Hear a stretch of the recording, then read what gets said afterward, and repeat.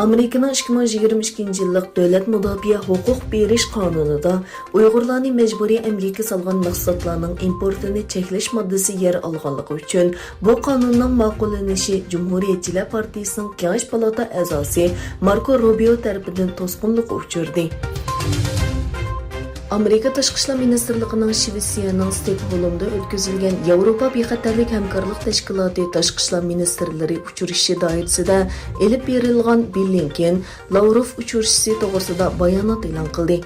Bayonotda aytilishicha, Amerika Tashqi ishlar ministri Blinken Rossiya Tashqi ishlar ministri Lavrovni agar Ukraina chegarasidagi harbiy jiddiylikni kuchaytirsa, Moskvaning ig'ir badal to'laydiganligi haqida ogohlantirgan. Yevropa İttifaqı Komiteti Türkiye'deki Suriyalik musafirlarga yangi insonparvarlik yordami taqsim qilinganligini e'lon qildi.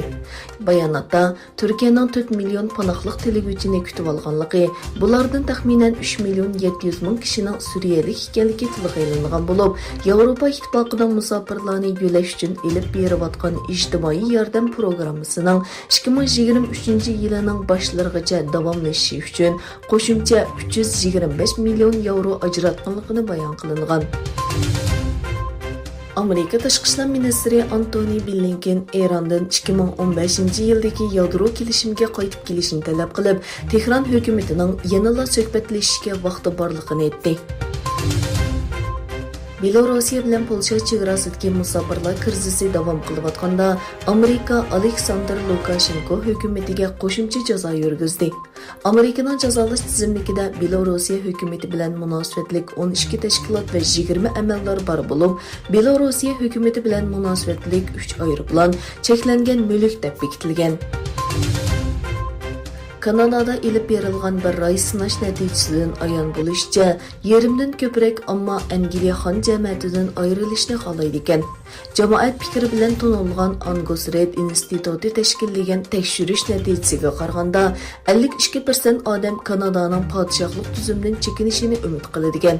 25% kishi navbatdagi tartibning davom qilinishini xohlaydi ekan.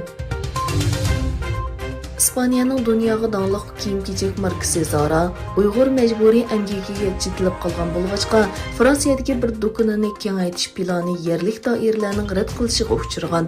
Ma'lum bo'lishicha, Zara Fransiyaning janubidagi Bordo shahrining markazidagi do'konining ko'lamini kengaytmoqchi bo'lgan, ammo bu turni tekshirishga mas'ul rayonlik komitet 9 noyabr uninga qarshi bilet tashlagan. Zara'ning do'konini kengaytirishga qarshi turgan komitet a'zolari Zara'ning Xitoydagi ta'minlovchilarning Uyg'urlarni majburiy emgakka silishdan foyda elib olmaganligi haqidagi tekshirishni naql qilgan.